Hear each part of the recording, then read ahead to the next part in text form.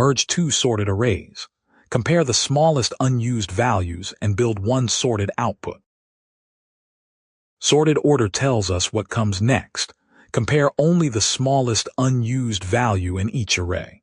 The two pointers always mark the smallest values we have not processed yet. Place one pointer at the first value of each sorted array. The merged output starts empty. Place one pointer at the first unused value in each sorted array.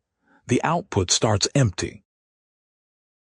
1 and 2 are the smallest unused values. 1 is smaller or equal, take from A. The output becomes 1. 3 and 2 are the smallest unused values. 2 is smaller, take from B.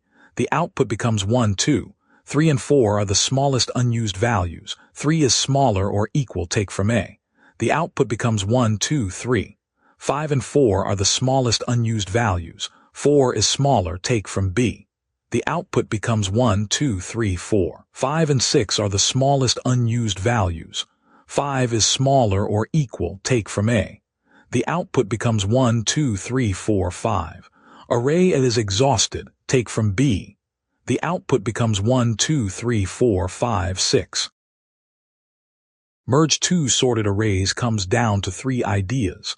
Keep one pointer in each sorted array. Append the smaller unused value and advance its pointer. Copy the remaining lane after the other array is exhausted. O, n plus m, time and O, n plus m, output space. Initialize the state that the dry run uses on screen.